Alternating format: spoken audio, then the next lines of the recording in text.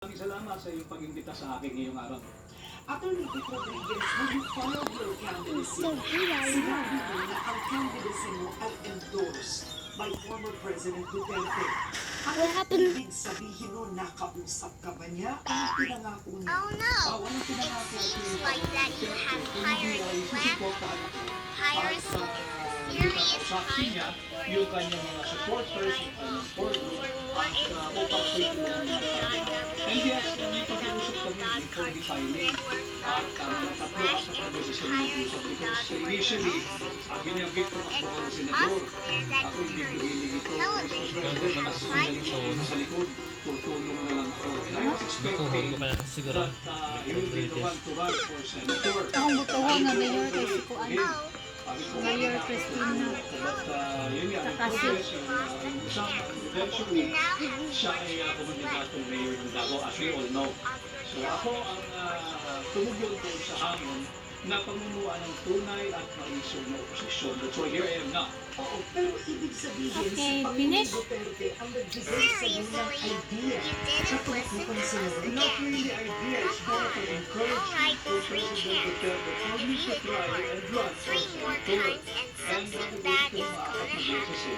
At sabi ko sa kanya, pag-isipan ko, Mr. President. Sabi niya, sige, tama naman yan, huwag kang magmadali, pero Finish? huwag din masyadong matagal.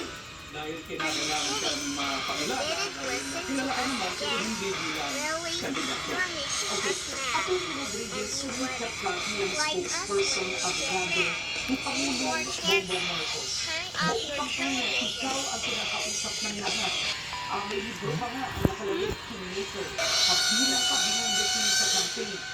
Isn't this absolute betrayal? You're From really Marcos, starting to kung get nakay on our Duterte back. ka na. Ang magandang tanong I niya, swear. I have always been Duterte Marcos. And in 2022, Marcos Duterte. At hanggang sa ngayon, magkasama kami ni Duterte. Ang nawala yung Marcos. Yan ang dapat kapaliwanag. No. Sabi ni Duterte, kasama kami hanggang ngayon. Ano ba yun yan? Hindi ka lumabas noon, hindi ka nagpaliwanag. This is scary. Executive Secretary Oh, wait, Louie Rex. Schwartz, So one Executive saw Secretary in his his say. 79 days in office. Okay. You were forced On to because resign. Tapos hindi ka naman naging presidential chief of staff. It's What scary. really happened Oh, back no.